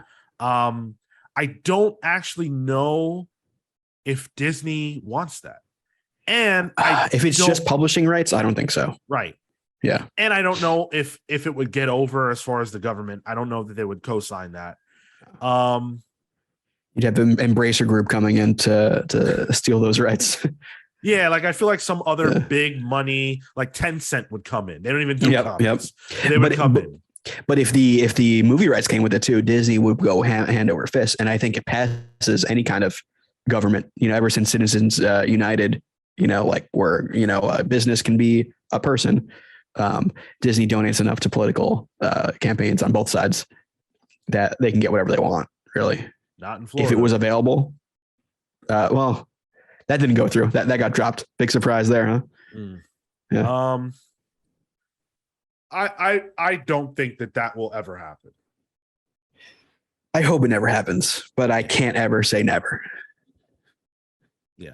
Well, we'll see, I guess. We'll have to wait the rest of our lives to get that answer. And then if we die, we won't ever know. No, but if I dies. If I die before they do it, then that means it didn't happen. And I'm cool with that. That means that it never happened. Time incarnate revolves around Sean Bartley. Yeah, in my mind, in my life, and if it happens after I die, that's it. Kang Bartley over here. I wish, dude. I wish. That'd Just be put awesome. a purple sock over your face. You're fine. You can do it. I would come back to the past with the knowledge of what it takes to make the Comics Pals blow up, and I would just do that. Sure, I would maybe stop Hitler, but priorities. That changes things too much. Okay, if you wanna help us blow up, that way I don't need to go back in time to do it. There are many ways that you can support the show. Patreon.com/theComicsPals. For as little as $3 a month, you can support your boys, and you get access to some pretty cool content. We've got an exclusive show over there called Palling Around. We have the ability to get a shout out on the show. This is the first week I didn't do it. I forgot to do it at the top, so I got to do it now. I can't believe that. We went off on a tangent. I distracted you. It was Morbius. It was Morbius. I apologize to the patrons. So thank you to Thunderstruck Rebecca Alejandro, the Night Stalker Harris Nijinsky, Brian Demolisher Del Pozo, Random Rocio, Kefis the Incorruptible, The Great Destroyer Hyper Viper 89, Momentum Mike Elliott, Starcross Catherine Stars, Indestructible Indy Aaron, and the Ultimate Fighter Snake of Talons. Those are the wonderful, beautiful, fantastic people who all join us on Patreon at the $10 or more tier and get a shout out weekly on the show. Thank you all so much for that. Watch the show live at twitch.tv/thecomicspals at 10:15 a.m. Eastern every single Saturday. Thursdays, 6 p.m. Eastern for Pals Pulls. That's our show where we review comics. Yeah, let us know your thoughts about this topic. What if DC bought, or what if Disney bought DC? What do you think about that? How would you feel about that? Let us know your thoughts on that. Let us know your thoughts on the D23 announcements. And also give us your fantasy booking for that Marvel DC stuff. That was fun. So. Yeah, it's always fun to shoot the shit about, stuff that'll never happen. Jim shoot the shit in a way. Join our Discord server. There's a link to it in the description of anything we do. If you need a link sent to you specifically, reach out and ask. We'll do it. Oh, thank you, Umarific. Glad you enjoyed it, man. Appreciate you joining. Hopefully you'll come back. Book club. Batman White Knight, Batman Curse of the White Knight. That's out. We had fun with that one. Go check it out. The next one will be Blackest Night. That will be our October book club. Spooky season is in full effect, and so we're going to be talking about superhero zombies. I thought we were talking about the Martin Lawrence movie. Hey, we could talk about that. You want to talk about? Yeah, let's do it. It's been a while since I've seen that, so Yeah. Let's do the plugs. Tyler. You could follow me at the Tyler Olson on Instagram, Twitter, mostly those two. Follow the Comics Files TikTok. I've been putting some stuff out on there. TikTok seems to be a very fruitful endeavor so far. So if there are bits of the show you thought were really, really freaking good and I should clip it and put it on the TikTok, if you want to do my work for me, let me know. That'll help out. If you want to talk to me about whatever they're announcing at D23 that's not comic book related, because we will talk about that. Let me know. I'll talk about the parks. I'll out myself as a Disney adult for you if you're into that sort of thing. You know, if you want to talk about projection mapping on a castle, I can do that. I can do that all day. So feel free. All right. You can follow me on Twitter and Instagram only at Sean Soapbox. Hit me up to talk about, you know what I'm really excited about actually, is the God of War game. Am so excited. I cannot wait. God of War, the not remake, but like the reimagining, top 5 games of all time for me. Me too.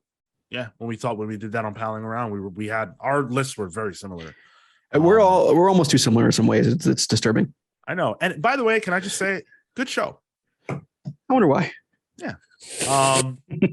Hit me up to talk about games, comics, wrestling. By the way, wrestling has been crazy the last week or two, and topsy-turvy. Yeah, we need to do a wrestling special or something, man, because like there's so much to talk about. But we can't do that on a Palin Round either. We need to the masses need to hear that. Yeah, absolutely.